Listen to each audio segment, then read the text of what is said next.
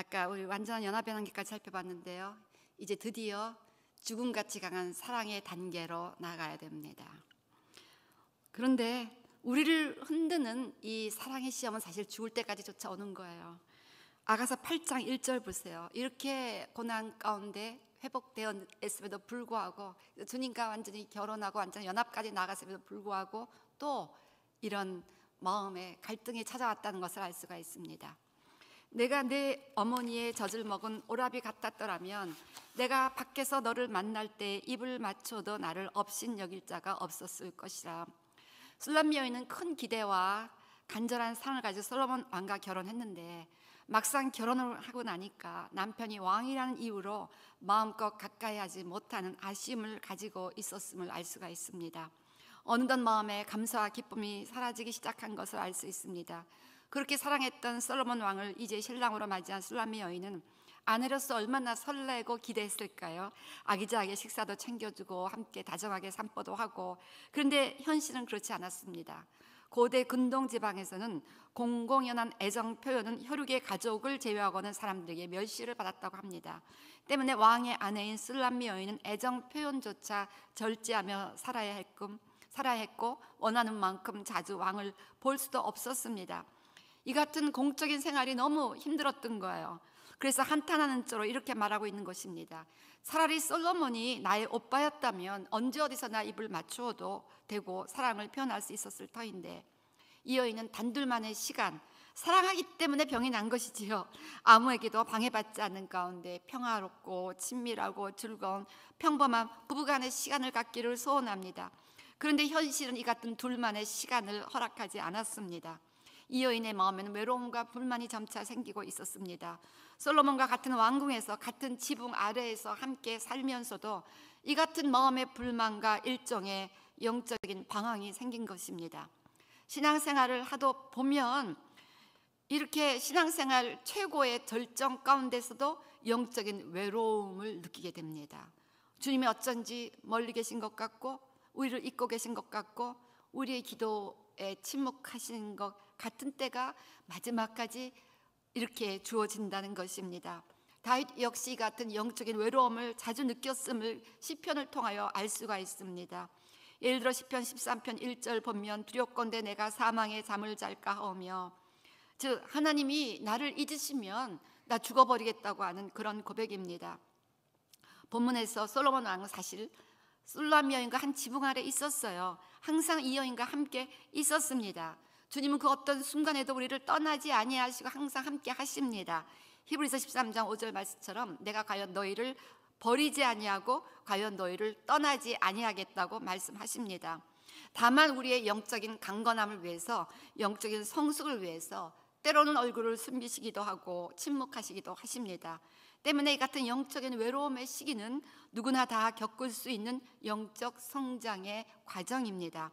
이 영적인 외로움을 이 여인은 어떻게 극복했을까요? 일단 솔직하게 자기의 감정을 그대로 주님께 말해야 합니다. 솔로몬 여인은 솔로몬이 남편이 아니라 아예 오빠였으면 좋겠다고 일종의 자기 마음에 있는 불평을 토했습니다. 우리의 영적인 외로움, 방황, 실망, 낙심, 실수, 내 모습 그대로, 내 마음에 있는 감정 그대로 하나님 앞에 정직하고 솔직하게 pour out, 토해내는 것이 너무나 중요한 이런 외로움의 극복의 단계입니다.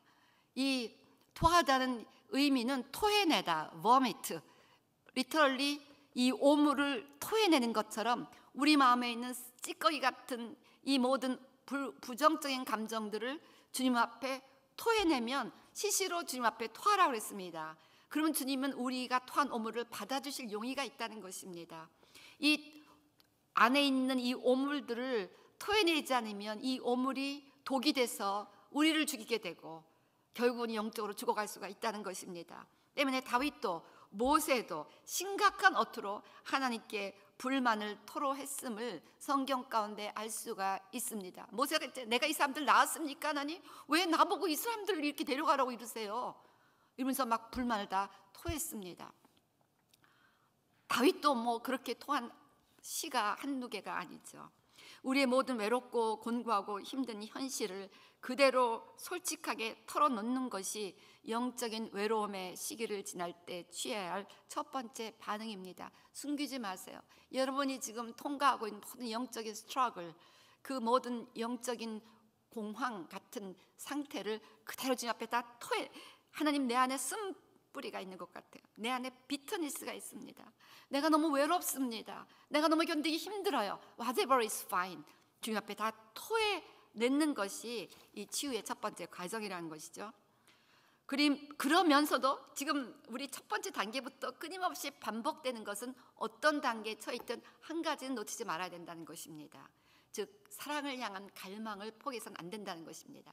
아까 처음 얘기했죠. 이 사랑을 첫 번째 우선순위에 두어야 된다고.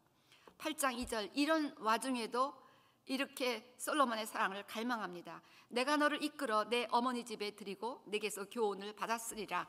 나는 향기로운 술 곧 석류즙으로 내게 마시게 하겠고, 술람미 여인은 화려한 왕궁을 벗어나 시골에 소박하고 평범한 자기 집에서 솔로몬 왕에게 친히 향기로운 석류즙을 대접하는 평범한 아내로서의 시간을 갖기 원합니다.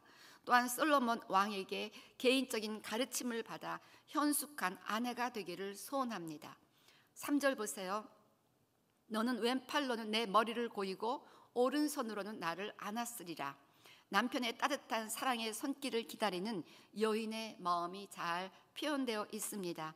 이 여인은 세속적 부귀 영화보다 오직 사랑하는 남편과의 단 둘만의 퀄리티 있는 시간을 원하고 있는 것입니다. 4절 보세요. 예루살렘 딸들아, 내가 너에게 부탁한다. 내 사랑하는 자가 원하기 전에는 흔들지 말며 깨우지 말지니라.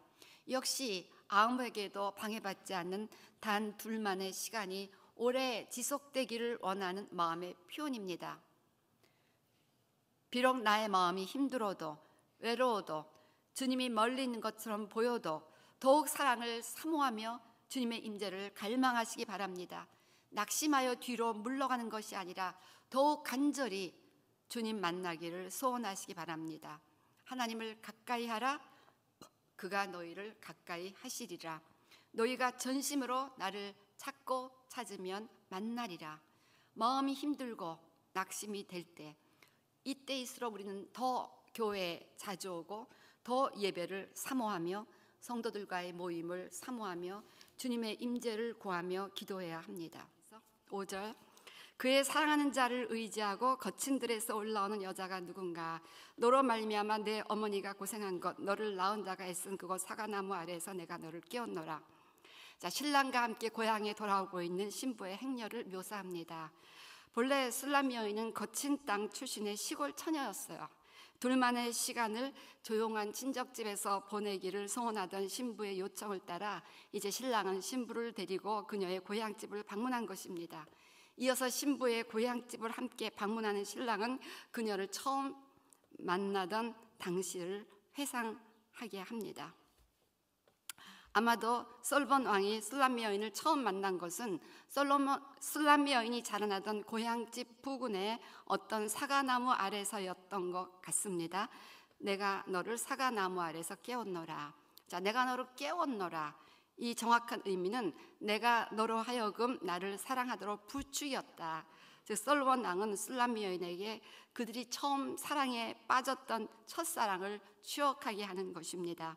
술람미 여인은 화려한 왕궁에서 외로움을 느꼈고 솔로몬 왕이 처음 연애 시절만큼 자신과 충분한 시간을 보내주지 않는다고 느꼈을지 모릅니다. 그런데 이렇게 외로워하고 있는 신부에게 신랑은 첫사랑을 기억하기를 원하는 것입니다. 당시 솔로몬 왕은 통일 이스라엘 왕국의 왕으로 온 이스라엘의 여인들이 솔로몬을 흠모하였을 것입니다. 그런데 술람미 여인은 누구입니까? 한낱 거친 땅 시골에서 포도원을 지키던 포도원 지기에 불과했습니다. 얼마나 밖에서 일을 많이 했으면 그 여인이 햇빛에 그을어 검었다 했고 계달의 장마처럼 투박하고 못생기고 비천한 모습으로 표현되어 있습니다. 어느 모로 보나 왕의 아내로 발탁되어 솔로몬의 그 뜨거운 사랑의 대상이 되기에는 정말 부족한 여인이었습니다. 그런데 웬 은혜로 솔로몬이 어느 날 이 시골집을 지나가다 사과나무 아래 있던 이 시골 여인에게 한눈에 반해버린 것입니다. 이 여인이 그때 얼마나 가슴이 뛰고 놀라고 기뻤을까요? 나 같은 여인이 왕의 사랑을 받다니 그녀는 감격하고 감사했을 것입니다. 그런데 이제 왕의 아내가 된 이 여인의 마음에는 어느덧 그 감사가 사라지고 불평과 실망이 온 것입니다. 바로 이때 솔로몬은 이 처음의 만남을 이 여인에게 회상시키는 것입니다. 그때 그 얼마나 놀라운 은혜였는가를 기억하며 이 여인이 불평하기보다는 기쁨과 감사를 회복하기 원했던 것입니다. 이것은 대단히 중요한 영적인 진리입니다. 우리 또한 마음에 실망과 불평이 올 때, 감사와 기쁨이 사라질 때, 낙심이 되고 주님이 침묵하시고 멀리 있는 것처럼 보여질 때, 믿음이 약해지고 영적인 외로움을 느낄 때 예수님과의 첫사랑을 기억해야 합니다. 예수님께서 어떻게 우리를 만나주시게 되었습니까? 어떠한 은혜로 우리가 선택받아 하나님의 자녀가 되고 만왕의 왕의 신부가 되어 살아갈 수 있는 특권을 누리게 되었는가? 우리의 첫사랑이 무엇인가 생각해 보시기 바랍니다. 우리의 첫사랑은 십자가의 주님이십니다. 우리의 사과나무 밑은 바로 십자가 밑입니다. 십자가에서 하나님의 아들은 옷이 벗겨진 채 형체를 알아볼 수 없을 정도로 매맞고 채찍질 당하셨으며 조롱당했고 가시면류관을 쓰셨으며 사람들은 그를 경멸했고 침을 뱉었습니다.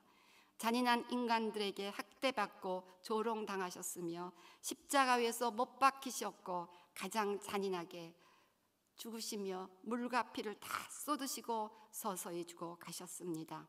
사람들은 그를 비웃고 모욕적인 말을 하며 내가 하나님이면 너나 구원하라고 야유하였습니다. 예수님은 절망 속에서 이렇게 외쳤습니다. 나의 하나님, 나의 하나님, 어찌하여 나를 버리셨나이까? 왜 하나님은 당신의 독생자가 이 같은 순환을 당하도록 내버려 두셨습니까? 왜 죄와는 상관없는 예수님께서 이 인간의 말로는 다 표현할 수 없는 고통의 순간들을 견디셔야 했습니까? 바로 저와 여러분들을 사랑하셨기 때문입니다. 웬일인지, 웬 은혜인지 하나님께서 이 추한 인간과 사랑에 빠져버린 것입니다. 마치 이스라엘 통일왕국의 왕 솔로몬 왕이 한낱 천한 시골의 포도원지기 술람미 여인과 사랑에 빠졌듯이 말입니다. 그런데 그 사랑하는 인간들이 죄 때문에 지옥에 가는 것을 차마 그대로 보실 수가 없었습니다. 그래서 저와 여러분들을 이 영원한 지옥의 형벌에서 구원하시기 위해서, 그리고 그 사랑하는 인간들을 하나님 곁에 영원히 머무도록 하기 위해서 우리의 모든 죄를 대신 감당하시고 그 죄의 무서운 형벌을 대신 받으시기로 하신 것입니다. 이것이 십자가 위에서 보여주신 하나님의 사랑입니다. 우리의 마음이 하나님이 멀리 계신 것 같고 낙심과 실망이 올 때, 외롭고 감사와 기쁨이 사라질 때 우리는 이 술람미 여인의 사과나무 밑 우리의 십자가 사랑으로 되돌아와야 됩니다. 사과나무 밑으로 술람미 여인을 데리고 온 솔로몬 왕, 마찬가지로 하나님께서는 지치고 힘든 저희들을 십자가 밑으로 데리고 와 그 첫사랑을 기억하기 원하시는 것입니다.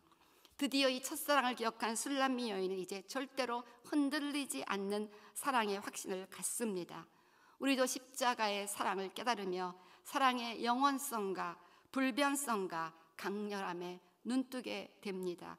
비로소 그녀는 사랑에 대한 흔들리지 않은 확신과 믿음으로 성숙해가고 있습니다.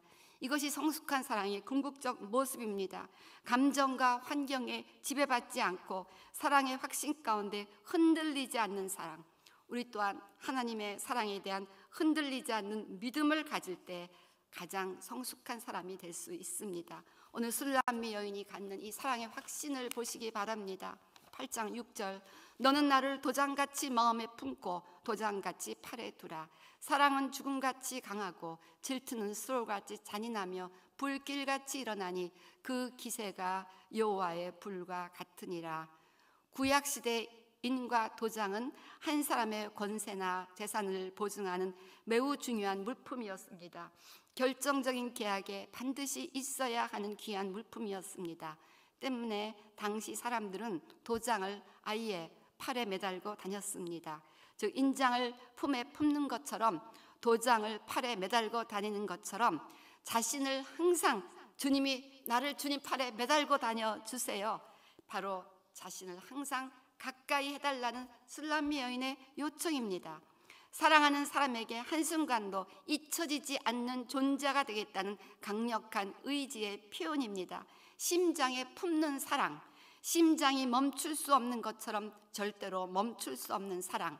여인이 품에 안은 자녀를 어찌 잊을 수가 있겠습니까? 이처럼 절대로 구세주의 가슴에 잊혀질 수 없는 사랑의 확신을 비로소 갖게 된 것입니다. 12지파의 이름을 대제사장의 가슴의 흉패와 어깨에 견대 새기게 한 것을 우리는 알고 있습니다. 주님께서는 당신의 자녀들을 가슴에 새기고 계십니다. 팔에 매들고 다니시듯 우리를 한시도 잊지 아니하시고 심장이 멈출 수 없는 것처럼 멈출 수 없는 사랑으로 우리를 사랑한다는 사실을 확신하게 되시기를 주의 이름으로 축원합니다. 술람미 여인은 사랑은 죽음같이 강하다고 고백합니다. 죽음이 오는 것을 막을 수 없는 것처럼 사랑이 오는 것을 그 누구도 막을 수 없다는 의미입니다. 절대로 거부할 수 없는 사랑에 대한 확신입니다. 투기는 음부같이 잔혹하다. 투기는 경쟁자를 용납하지 못하는 열렬하고 격렬한 사랑의 또 다른 모습입니다. 때문에 투기라는 단어는 열정이라는 단어로 번역되기도 합니다.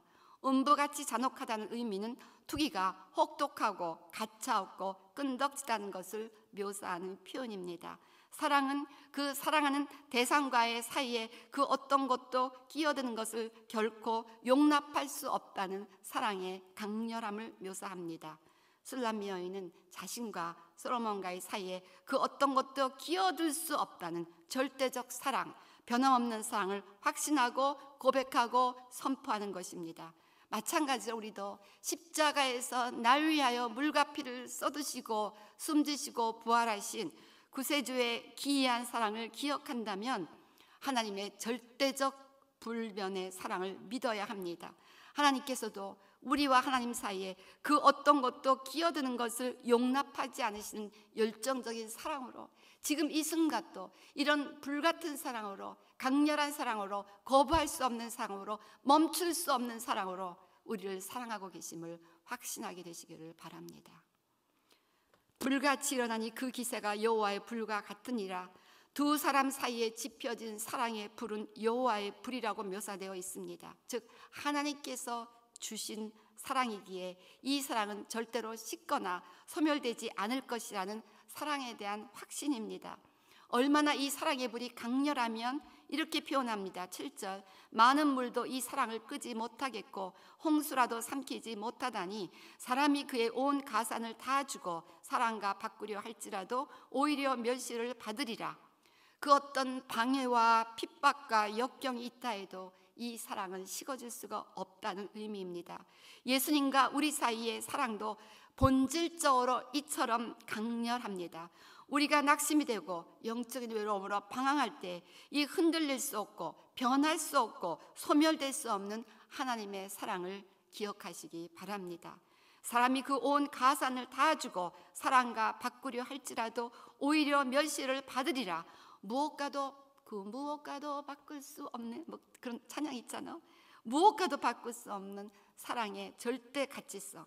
이 세상에서 가장 귀한 것이 바로 주님 주신 사랑이라는 것을 마음속에 꼭 기억하고 고백하고 확신하게 되시기를 바랍니다.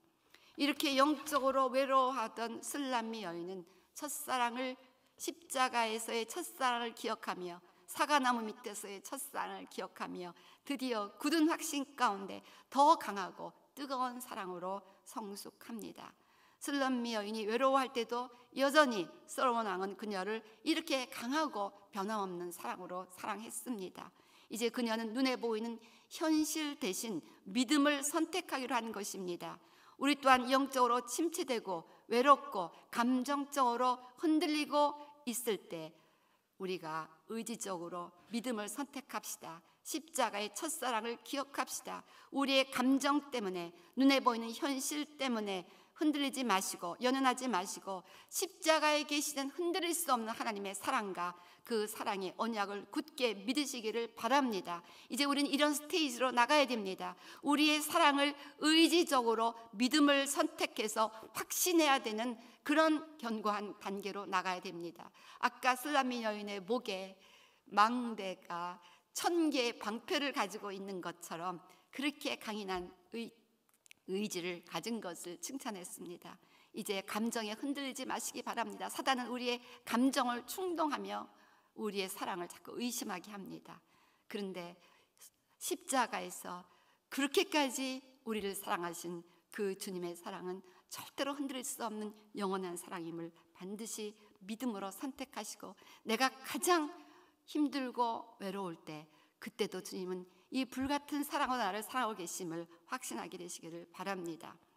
이제 우리는 믿음으로 사랑을 매 순간 선택하셔야 됩니다. 감정에 의존하는 신앙은 날마다 흔들릴 수뿐이 없습니다. 이제는 하나님의 약속 위에, 말씀 위에 뿌리를 내린 믿음, 믿음은 들음에서 나고 들음은 그리스도의 말씀으로 인했다고 그랬는데, 그 말씀 위에 세워진 하나님의 사랑을 확실하게 믿음으로 선택하시고 흔들리지 않는 그런 강인한 성도 신부로 되시기를 제 이름으로 축원합니다. 이렇게 변함없는 하나님의 사랑과 그 사랑의 언약을 믿는 믿음을 선택할 때 비로소 우리는 세상에 나가서 많은 영혼들을 구원하는 하나님의 동력자, 그리스도의 동력자가 될 수가 있습니다. 이제 마지막 단계입니다. 사명을 감당하며 다시 오시는 주님을 기다리는 단계로 나아갑니다. 주님을 향하여 흔들리지 않는 사랑을 확신하는 자만이 이런 주님 앞에 영광 돌리는 사명을 감당할 수 있습니다. 주님과 끝까지 동력자로서의 사명을 감당할 수가 있습니다. 자, 어떻게 사명을 감당하는가 보시겠습니다. 8절 9절 우리에게 있는 작은 노인은 아직도 유방이 없구나. 그가 청혼을 받는 날에는 우리가 그를 위하여 무엇을 할까? 그가 성벽이라면 우리는 음망대를 그 위에 세울 것이요, 그가 문이라면 우리는 백향목 판자로 두르리라. 자, 유방이 없는 작은 누이, 말씀의 젖을 다른 사람들에게 먹일 능력이 없는 미성숙한 성도를 의미합니다. 자신의 필요와 문제만 빠져서 다른 일에 대한 관심도 없고 책임을 느끼지 못하는, 자아에만 초점을 두는 영적인 아이를 의미합니다.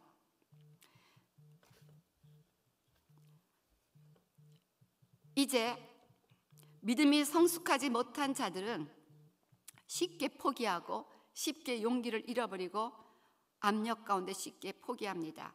이제 주님을 뜨겁게 사랑하는 성숙한 그리스도인들은 이런 영적인 아이들, 미성숙한 자들에 대한 깊은 부담을 느끼며 그들의 필요를 돌봐야만 합니다. 주님을 사랑하는 자는 아까도 얘기했습니다. 주님의 어린 양들을 돌봐야 됩니다. 우리의 염소 새끼를 돌봐야 됩니다. 주님이 우리에게 맡겨두신 이 미성숙한 영적인 어린아이들을 돌봐야 됩니다. 주님과 함께 잃어버린 자들을 구원하기 위해서, 성숙하지 못한 자들을 세우기 위해서 우리는 이제 사명을 감당해야 됩니다. 아까 말했듯이 사도 바울처럼 해산의 수고를 하는 사명자로서 살아가야만 한다는 것입니다. 여러분들이 주님 사랑에 불 붙었다면 반드시 그 사랑은 사명에 불붙는 단계로 나아가게 된다는 의미입니다. 그가 청혼을 받는 날에는 우리가 무엇을 할까? 그가 주님과 결혼관계에 들어가듯 주님을 사랑하게 되는 성숙을 위하여 어떻게 이 미성숙한 사람들을 도울 수 있을까?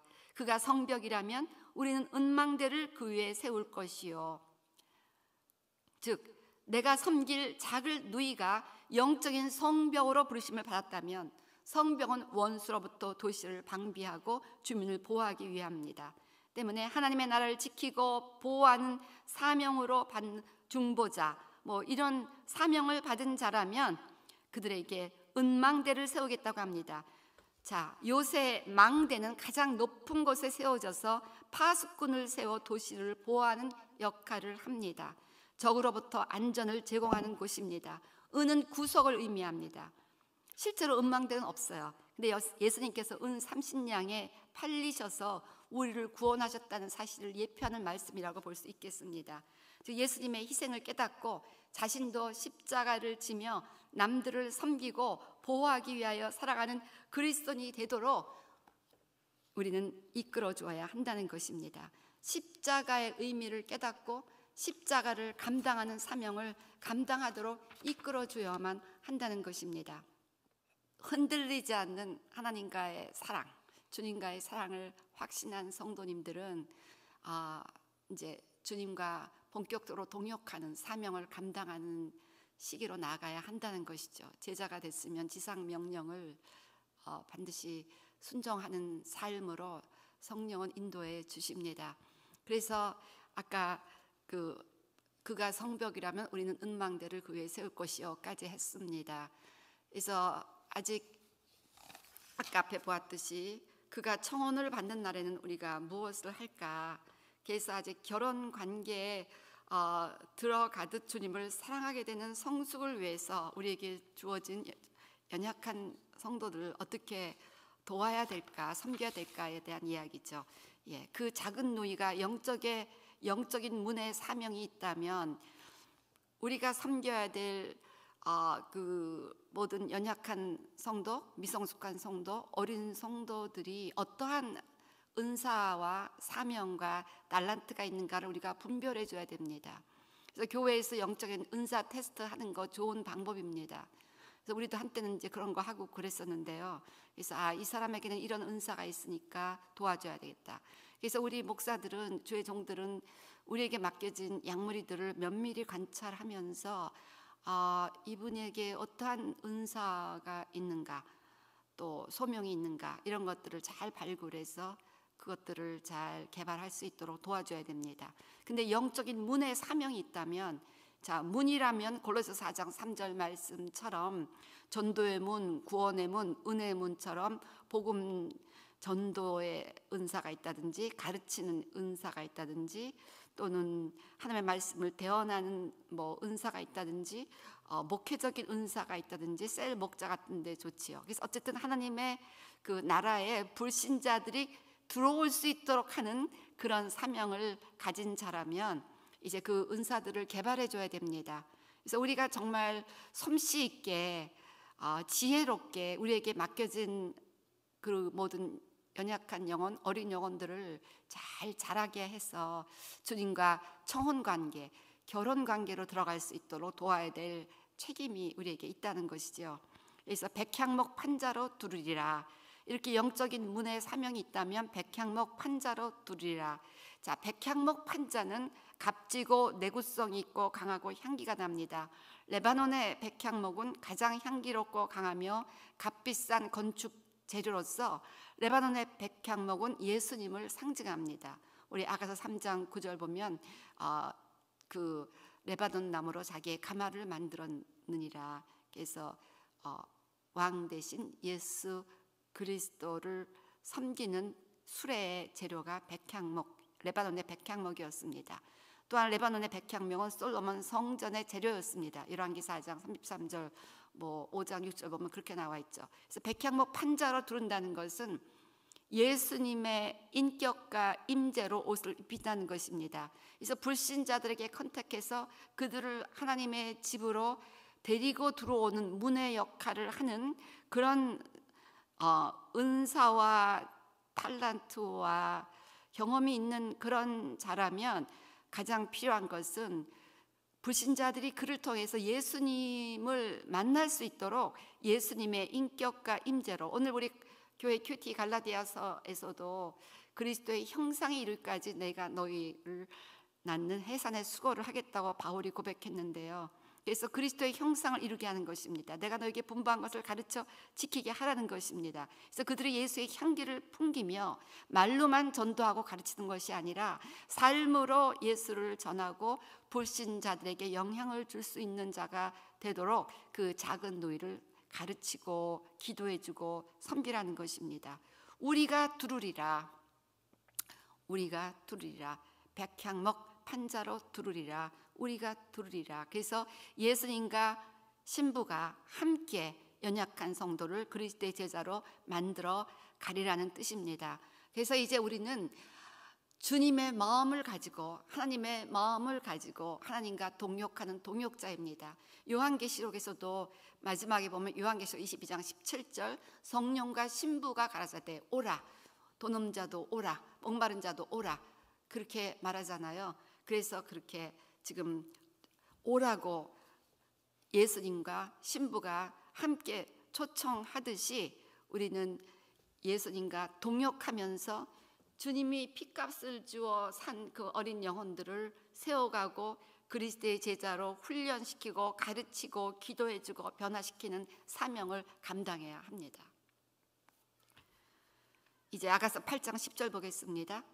이렇게 남들을 가르치고 돌보는 자들은 항상 자기 정체성에 대한 확신이 있었어요. 오늘 사도 바울도 보면은 그렇게 갈라디아 교인들이 눈이라도 빼줄 것처럼 살아겠다가 싹 변심했잖아요. 그래서 원수처럼 대했는데도 자기에 대한 확신이 분명하니까 시험 들지 않았습니다. 웬만한 목사 같으면 시험 들 상황이에요. 사실 갈라디아 그 내용들을 살펴보면. 그런데 이 신부가 분명한 자기의 정체성을 가지고 흔들리지 않은 하나님과의 관계에 대한 확신이 있었기 때문에 이런 연약한 영혼들을 변화시킬 수 있는 그런 영적인 오토리티와 또 은혜가 있다는 것이죠. 아가서 8장 10절 보세요.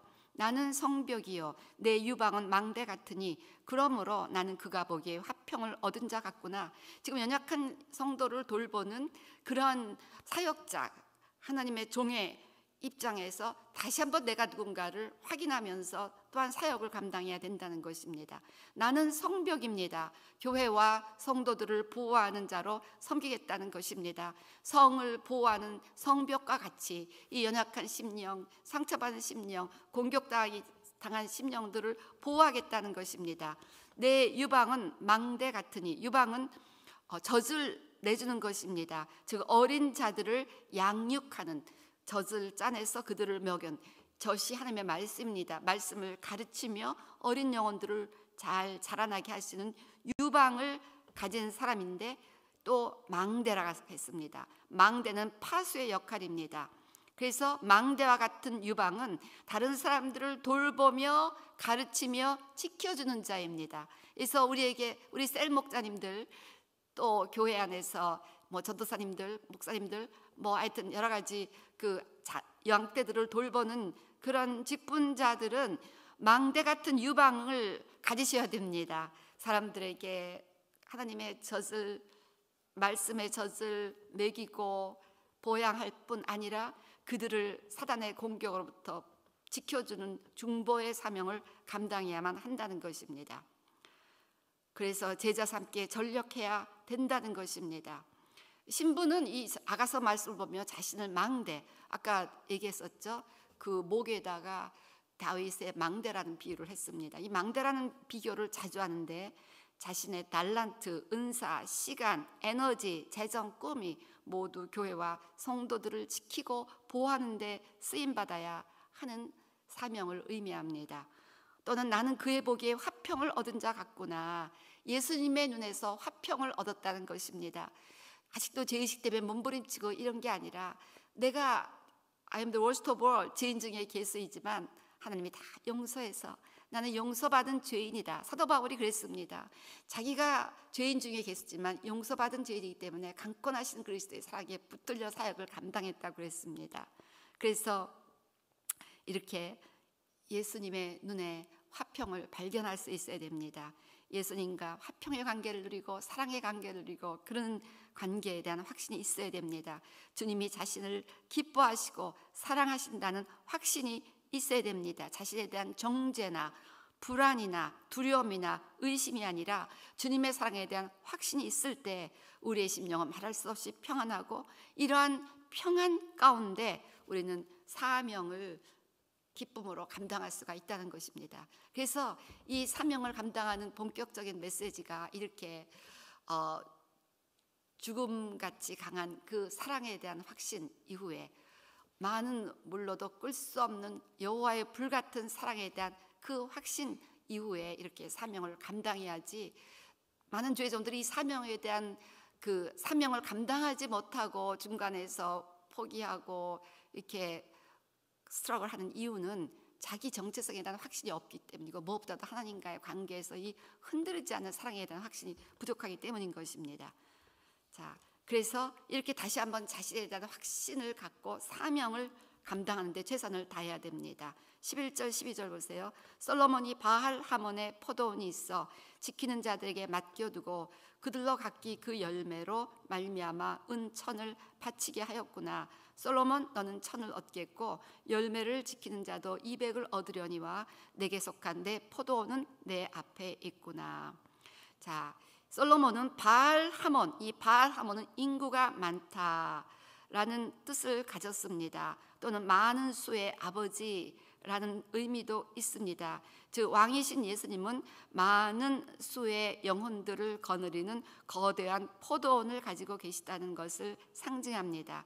그리고 왕 되신 예수님은 그 포도원을 지키는 자들에게 맡겨 두셨습니다. 하나님은 당신의 왕국을 지킬 수 있는 자들에게 맡겨 두셨다는 것입니다. 때문에 성숙한 그리스도인들은 하나님의 포도원을 맡아서 지키고 가꾸어야 할 사명이 주어졌다는 것입니다. 그래서 솔로몬이 바알 하몬의 11절 포도원이 있어 지키는 자들에게 맡겨두고, 이것이 그 의미입니다. 그래서 하나님이 인구가 많은 그런 하나님의 나라가 우리에게 하나님의 나라를 갖고 계시는데 그것을 지키는 당신의 종들에게 맡겨두게 하셨다는 것입니다. 그리고 그들로 각기 그 열매로 말미암아 은천을 바치게 하셨습니다.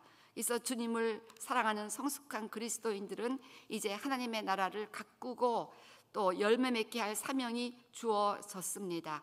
주님의 나라를 확장하고 부흥케 할 사명이 주어졌습니다. 처음에 술람 여인은 아가서 1장 6절 말씀처럼 포도원을 지키지 못했습니다.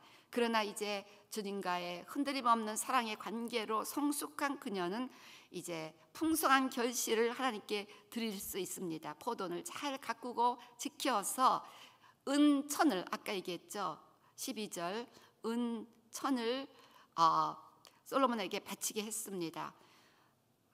하나님 앞에서 마지막 날 우리에게 맡겨진 것에 대해서 결산하는 날이 옵니다. 문화 비유, 달란트 비유 다 동일한 것을 우리에게 가르칩니다. 우리는 많은 열매를 맺어서 주님 앞에 돌려드려 주님 앞에 회개하는 그 날을 맞이하게 된다는 것입니다. 열매의 크기 자체, 2달란트를 4달란트 만든 자나 5달란트를 10달란트 만들 자나 동일한 칭찬을 받았기 때문에 열매나 그 사역의 사이즈가 문제시되는 것이 아니라 그 성실성에 따라 하나님은 상급을 주십니다. 이 천이라는 것은 항상 많은 숫자를 상징합니다. 충만함을 상징하고 풍족한 결실을 상징합니다. 그래서 솔로몬에게 은천을 바쳤다는 것은 이 술람미 여인이 사명을 잘 감당하여 풍성한 열매를, 하나님의 나라에서 풍성한 열매를 드렸다는 것을 의미합니다. 그래서 요한복음 15장 8절 말씀처럼 너희가 과실을 많이 맺으면 내 아버지께서 영광을 받으실 것이요 너희는 내 제자가 되리라. 그래서 주님을 사랑하는 자들은 주님이 열매를 많이 맺게 하시, 내가 없어지고 주님 앞에 쏙 들어가 있는 자들은 주님이 우리의 사역에 성령의 기름 부음을 주시고 지혜와 명철과 그 모든 도우심을 주시기 때문에 주님이 열매를 맺게 하십니다. 그래서 그 열매를 통해서 하나님이 영광을 받으시게 된다는 것입니다. 그리고 우리는 주님을 닮은 주님의 제자라는 인정을 받게 됩니다. 마지막 날 기억하시기 바랍니다. 우리는 이 땅에서 어떠한 열매를 맺었는가에 대한 결산을 해야만 합니다. 이 결산에 대한 준비가 되셨습니까? 이 열매는 저절로 맺어지는 거예요. 저절로. 포도나무에 가지가 젖만 붙이면 저절로 열매가 맺어지는 것입니다. 지금 아가서에서 계속 강조하는 것이 예수님의 사랑, 여기에 초점을 맞추는 것이었습니다.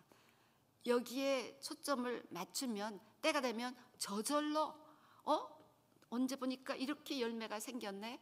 라는 그러한 때가 반드시 오게 된다는 것입니다. 언제 보니까 포도나무가 열매가 맺었습니다. 언제 보니까 감나무 또 이렇게 배나무에 열매가 맺혔습니다.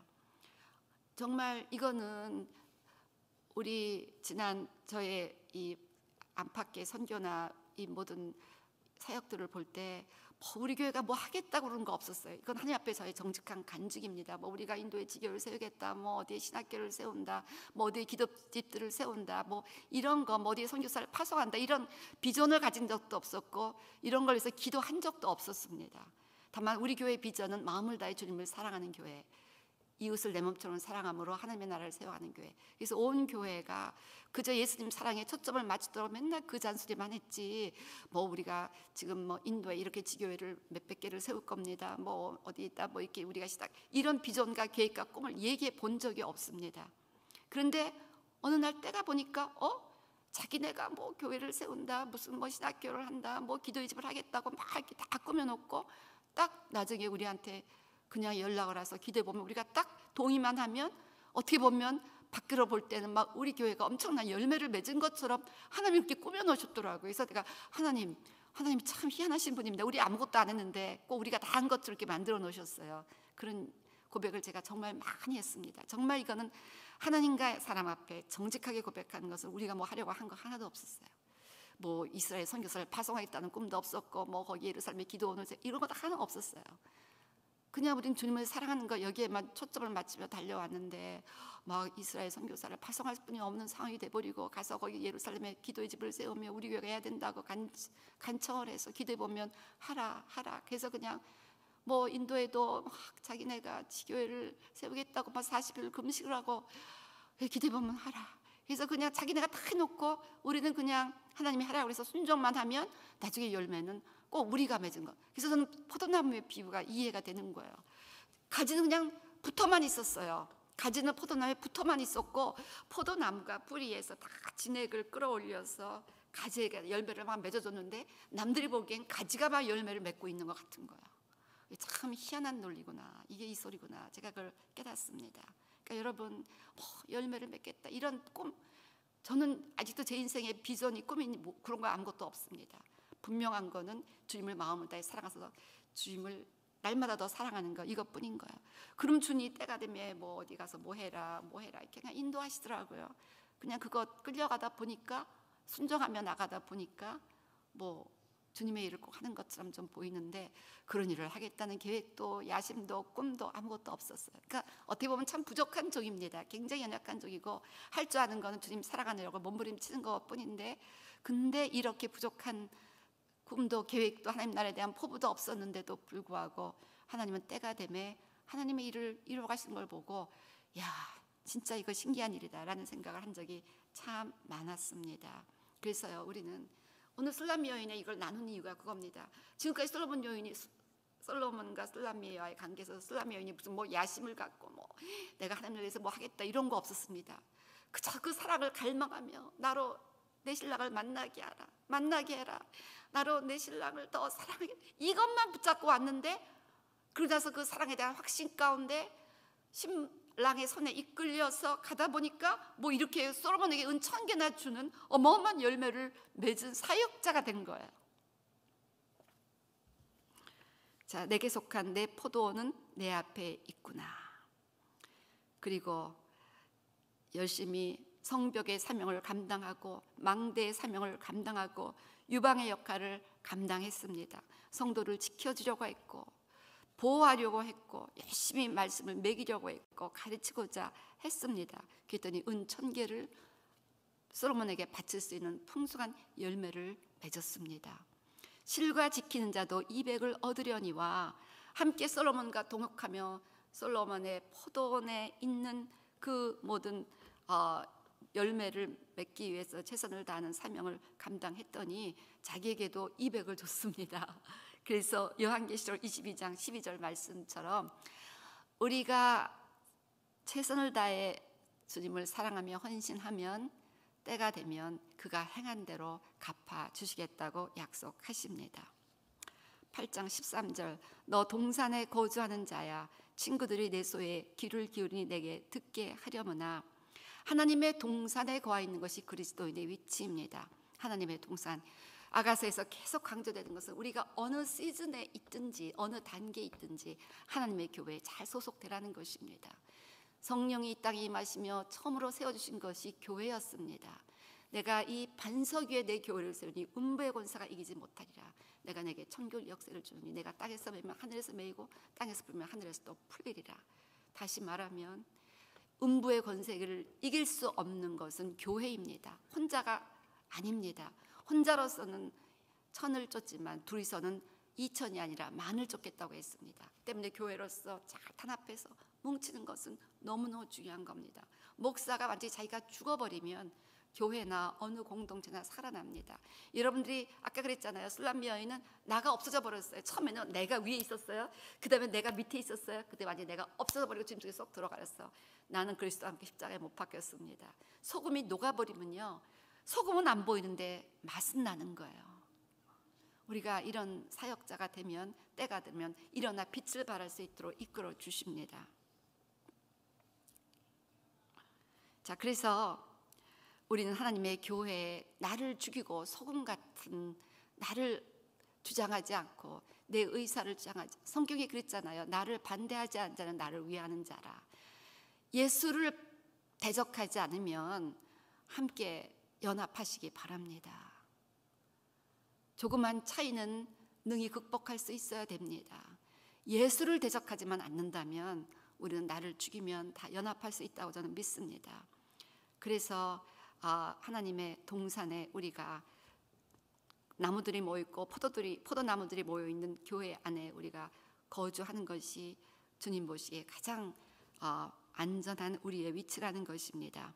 친구들이 내 소리에 귀를 내게 듣게 하려거나, 이 친구들은요, 아까 그가 섬겼던 작은 누이들이었는데 이미 친구들이 됐어요. 참 감사한 거죠. 성숙하고 자라나서 이제는 이 우리가 가르친 제자들이 이렇게 장성해서 영적으로 성숙하고 자라나서 우리와 친구처럼 동등한 관계로 성숙해지는 기쁨.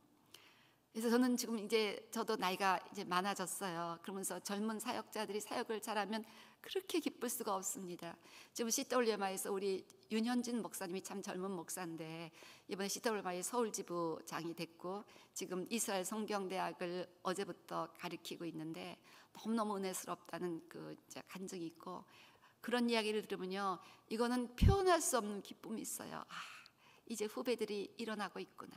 우리 교회에서도 부교육자님들이 설교를 잘하면요, 이거는 어떻게 표현할 수 없이 제가 기쁘고 감사합니다. 이 교회에 이렇게 젊은 종들이 든든하게 세워져서 잘 성도들을 가르치고 있구나를 보면요, 말할 수 없는 기쁨이 오는 것입니다. 그래서 이제는 더 이상 그 부교육자들이 뭐 부교육자가 아니라 친구 같이 되는 거죠. 그래서 그 친구들이 됐지만 여전히 그들은 내 소리에 귀를 기울인다는 것입니다. 여전히 그들은 영적인 멘토를 필요로 하고 나의 티칭과 기도 소리를, 권면을 필요로 한다는 것입니다. 그래서 여전히 우리는 제자 훈련 잘해서 그 제자가 이렇게 친구의 위치까지 갔다 할지라도 I'm done 이라고 이제는 끝나는 것이 아니라 그들에게 계속 내 소리를 듣게 하라. 나의 가르침과 사랑의 권면과 중보 기도를 그들이 계속 들을 수 있도록 하고, 내게 듣게 하려구나. 주님도 나의 소리를 듣도록 주님 앞에 예배드리고 찬양하고 기도하는 사명. 다시 말하면 아까처럼 막 은천을 발처럼 엄청난 열매를 맺었다 할지라도 여전히 내가 제자 훈련시킨 그 제자들에게 코칭을 하고 멘토링을 하는 이 일을 끊임없이 지속해야 되고, 여전히 하나님 앞에 예배자로서 중보자로서 기도하고 예배함으로 주님도 우리 소리를 듣게 하고 우리가 가리키는 제자들도 우리 소리를 듣게 하라는 것입니다. 동산에 거주하는 자야, 친구들이 내 소리에 귀를 기울이니 내가 듣게 하려무나. 그래서 친구들도 우리의 소리를 기울이고 하나님도 우리의 소리에 귀 기울이는 그런 위치가 주님과의 확실한 사랑의 관계 가운데서 이제 주님의 마음으로 동역하여 나는 없어지고 주님의 심장을 가지고 사도 바울처럼 그렇게 자기를 배신한 자들을 My little children 불쌍히 보면서 다시 너희를 위하여 해산의 수고를 하겠다는 그런 엄유의 마음으로 최선을 다해서 양떼들을 돌볼 때 사람들은 그런 자들의 소리를 듣고 싶어 합니다. 네 소리를 듣게. 그런 영적인 멘토, 코치까지 간 자들의 사랑에서로 나오는 권면과 경험에서로 나오는 가르침을 듣고, 또 하나님은 그런 자들이 영혼을 위하여 올려드리는 중보, 예배 소리를 듣고 싶어 하신다는 것입니다. 14절, 내 사랑하는 자야, 너는 빨리 달리라. 향기로운 산 위에 있는 노루와도 같고 어린 사슴과도 같아라. 내 사랑하는 자야, 너는 빨리 달리라. 성도들을 돌보고 교회를 섬기고 코칭을 하고 멘토링을 하는, 셀을 인도하고 성경 공부를 인도하고 각종 예배로 바쁜 성도의 삶 가운데서도 항상 우리 마음의 중심에는 주님에 대한 포커스. 지금 아가서 전편이 지금 8가지 단계, 지금 마지막 단계를 보았는데 그 모든 단계마다 우리가 보았습니다. 오직 그 신랑을 사모하는, 거기에 초점을 맞추면서 이 모든 하나님이 원하시는 사명들을 감당할 수가 있었다는 것이죠. 그래서 다시 한번 마지막으로 내 사랑하는 자라고 신랑을 향하여 사랑의 고백을 하고 있습니다. 주님에 대한 사랑의 고백이 우리 중심 깊은, 아까 제일 첫 단계에서 얘기했습니다. 당신의 갈망이 무엇입니까? 당신의 마음은 가장 깊은 곳에 있는 열망이 무엇입니까? 그 고백은 죽을 때까지 가야 되는 것입니다. 주님을 마음을 다하여 사랑하는 그 고백, 우리의 마지막 거할 보루는 주님의 사랑입니다. 나의 심령을 양파처럼 까고 깠을 때 우리는 그 중심에서 주님을 순수하게 사랑하는 열정적인 그 사랑이 발견되어져야만 합니다. 그리고 그 사랑하는 주님을 빨리 보고 싶어하는 마음으로 다시 오시는 주님을 기다리는 것입니다. 그래서 주님을 사랑함으로 사명을 감당하는 자에게는 다시 오는 주님에 대한 목마름이 있고, 그런 자들이 주님이여 빨리 오소서 빨리 오소서를 통해서 we can speed up his returning, 주님의 재림을 앞당기는 사명을 감당하는 것입니다. 그래서 마지막으로 이 사명을 감당하는 자들은 주님의 재림을 앞당기는 사명을 감당하게 됩니다. 빨리 달리라. 주님 빨리 오시옵소서. 노루와 어린 사슴은 모든 장애물을 띠고 가장 빨리 달리는, 산을 꽁충꽁충 뛰는 가장 빨리 달리는 그런 동물을 상징합니다. 산들을 정복하는, 모든 장애를 정복하고 사단은 예수님을 못 오게 이것 모양 저모로 방해하고 있지만 이 모든 방해를 정복하고 승리의 왕으로 달려오시는 그 주님을 기다리는 신부의 기도가, 예배가 올라가야 한다는 것입니다. 요한계시록 20장 17절, 성령과 신부가 말씀하시기를 오라 하신도다. 듣는 자도 오라 할 것이요 목마른 자도 올 것이요 원하는 자는 값없이 생명수를 받으라 하시더라. 지금 이 말씀이 아까 지금까지 보았던 아가서 마지막 부분, 막 은천을 주님 앞에 드릴 정도로 많은 영혼 구원을 위해서 헌신하는 신부의 모습이었습니다. 이제 주님의 나라를 확장하게 하여 최선을 다하며 사명을 감당하는 이 신부는 이제 이렇게 계시록 22장 20절 주님의 음성을 듣습니다. 이것들을 증언하시니가 이르시되 내가 진실로 속히 오리라 하시거늘 아멘 주 예수여 오시옵소서. 그래서 마지막 때 최고의 영적 성숙에 이른 자들의 간절한 기도는 주 예수여 어서 오시옵소서 마라나타라는 기도가 된다는 것입니다. 그래서 이것은 요한계시록하고 똑같은 결론입니다. 그래서 아가서는 요한계시록과 똑같은 결론으로 맞춰지는 너무나 신비스러운 책이라는 것을 깨닫습니다. 그래서 우리가 이스라엘을 하게 되는 것입니다. 이제 우리 마지막 신부들의 사명은 예수님의 재림을 앞당기는 거예요. 이게 마지막 단계입니다. 우리의 사명 중에는 양떼들을 돌보는 것뿐 아니라 주님의 재림을 앞당기는 사명이 있다는 거예요. 그게 아가서 8장 14절 마지막 술람미 여인의 고백이었습니다. 빨리 달리라. 그런데 주님이 빨리 오시기 위해서는 두 가지가 있어야 됩니다. 우리 마태복음 24장 14절 말씀, 이 천국 복음이 모든 민족에게 증언되기 위하여 온 세상에 전파되리니 그제야 끝이 오리라. 그래서 우리는 열심히 예루살렘과 유대 사마리아 땅까지 복음을 전해야 됩니다. 또 하나의 조건이 있는데요. 마태복음 23장 39절 마태복음 23장 39절 주의 이름으로 오시는 이여 할 때까지 너희가 나를 보지 못하리라. 바루카바 베셴 아도나이. 그래서 마태복음 23장 39절 이거는 유대인들의 결혼식에서 신랑의 신부의 친구들이 신랑을 환영하는 그런 외침입니다. 그래서 주 예수의 주의 이름으로 오시는 이요 찬송하리로다 주의 이름으로 오시는 이요. 주의 이름으로 오시는 이가 누구냐면 바로 구약에서는 메시아입니다. 메시아를 찬송하는 것입니다. 근데 예수님이 너희가 찬송하리로다 주의 이름으로 오시냐 할 때까지는 너희가 나를 다시 보지 못하리라.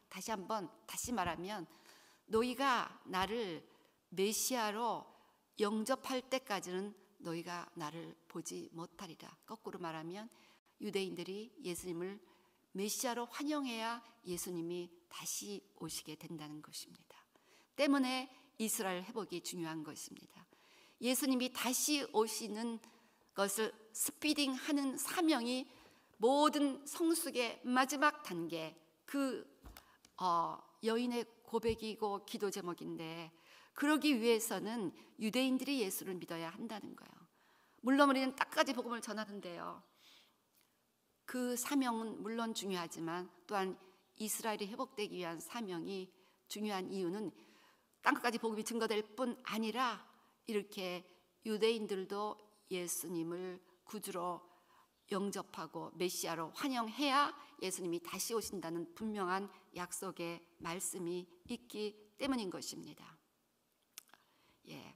그래서 우리는 이스라엘을 가르치고 있습니다. 이스라엘 회복을 위해서 기도하고 동참하고 있습니다. 이스라엘 회복이 무엇입니까? 영토적 회복, 민족적 회복, 경제적 회복, 영적 회복이죠. 나라 영토적 회복, 정치적 회복. 1948년 5월 14일 이스라엘 나라가 독립되므로 정치적으로 회복이 됐습니다. 그리고 지금 알리야를 통해서 내가 흩은 자를 다시 내 땅으로 모으리라는 약속이 무려 116군데 있다고 그러고 35군데 있다는 말도 있고 다 합하면 700군데 있다는 말도 있고 뭐 이건 해석하기 나름이겠지만요. 어쨌건 여러 번 내가 다시 내 백성을 모으겠다. 그래서 정말 곳곳에 흩어졌던 백성들이 모여지고 있습니다. 지난 코로나 기간 동안에도 약 2만 명의 백성들이 유대인들이 70개국에서 알리야했습니다. 그래서 지금 우리 교회도 지금 기도원 300 그 포스터 좀 보여주실래요? 기도원 300 에티오피아 알리야 프로젝트를 지금 추진하고 있습니다. 그래서 이 에티오피아에 있는 유대인들 300명을 어떻게든지 알리야 시키겠다는 그런 계획이죠. 우리가 이런 일을 하는 것은 바로 예수님의 재림을 앞당기기 위한 것입니다. 그리고 너무나 많은 이스라엘 모르기 때문에 지금 우리 CWMI Christian Mission for Israel에서는 이스라엘 성경대학을 어제부터 시작했습니다. 그래서 오늘 이 세미나 때문에 참여하지 못하신 분들은요, 개별적으로 동영상 유튜브 이렇게 녹화한 것을 보내준다고 합니다. 그러니까 연락하셔서 그 못 들은 부분을 아주 굉장히 반응이 좋더라고요. 그리고 지금 이쪽 동부에서 미국, 북미, 캐나다에서는 목요일 날 밤 8시부터 매주 목요일, 이번 목요일도 하겠다. 목요일 밤 8시부터 10시 반까지 윤현진 목사님이 직강으로 하는 줌이 또 열린다고 합니다. 그래서 우리가 이렇게 이스라엘을 가르치고 알리야를 계획하고 이러는 모든 이유는 예수님이 다시 오시기에 앞당기는 사명이 마지막 때 하나님과 사랑의 관계에 흔들림 없이 서 있는 그리스도의 신부들에게 주어진 사명이기 때문인 것입니다. 그래서 오늘 저는 아가서의 모든 말씀들을 통해서 성숙에 이르는 영적 그 여정을, 성숙에 이르는 사랑의 여정을 8가지 단계로 살펴보았습니다. 첫 번째, 신비한 사랑이 시작되는 단계입니다. 두 번째, 주님이 멀리 계신 듯 여겨지는 단계. 셋째, 십자가를 지며 주님을 따르는 단계. 고난 중에도 찬양하고 주님을 증거하는 단계. 주님이 주시는 회복의 단계. 완전한 연합의 단계. 죽음같이 강한 사랑을 이루는 단계. 사명을 감당하며 다시 오시는 주님을 기다리는 단계. 그래서 사명을 감당하며 다시 오신 주님의 포커스를 맞춘 자들은 할 수 없어요. 이스라엘을 위해서 헌신할 수뿐이 없는 것입니다. 그래서 하나님께서 우리 교회를 계속 이끌어 가시다. 그것도 저는 이스라엘 잘 몰랐어요. 근데 하나님께서 이끌어 가고 계시는데 보니까 마지막 이스라엘로 이렇게 이끌고 가시네요. 그래서 오늘 여러분들의 영적 현 주소는 어느 단계입니까? 어느 단계입니까? 우리가 앞에 첫 번째부터 7가지 단계를 무시하고 8번째 단계를 점프하다 하면 부작용이 일어납니다. 절대 그것은 위험천만한 일입니다. 단계를 밟아가세요. 끊임없이 주님의 사랑을 갈망하시고 어떤 단계도 그 사랑에 포커스를 맞추고 이 사랑이 나의 가장 중요한 우선적인 목표라는 분명한 그 목표를 향해 살아가면 때가 이름에 8번째 단계로 나아가게 해주셔서 1,000개를 바치듯 풍성한 사역의 열매를 맺게 하며 주님의 재림을 앞당기는데 쓰임받는 여러분들이 되실 줄로 믿습니다. 제가 중간에 이렇게 자꾸만 스킵해서 너무 죄송하고요. 우리 함께, 저도 아직 많이 부족합니다.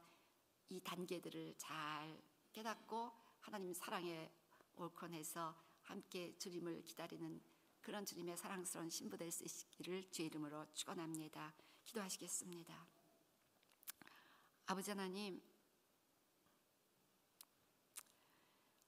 우리 북미주 연합 여성 목회자 컨퍼런스, 주님을 사랑하며 자신의 주어진 사명을 감당하는 하나님 나라의 영적 미인들, 하나님 나라의 미인들, 술람미 여인들의 모임인 줄로 믿습니다.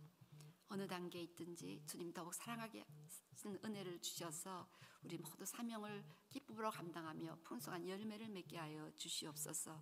그리고 다시 오신 주님을 애타게 기다리며 기도하며 주님이 오실 수 있도록 세계 선교와 이스라엘 선교에 헌신함으로 주님의 재림을 앞당기는 데 쓰임받는 우리 캐나다 북미 여성 목회자 모든 분들에게 도와주시옵소서. 예수님의 이름으로 기도합니다. 아멘.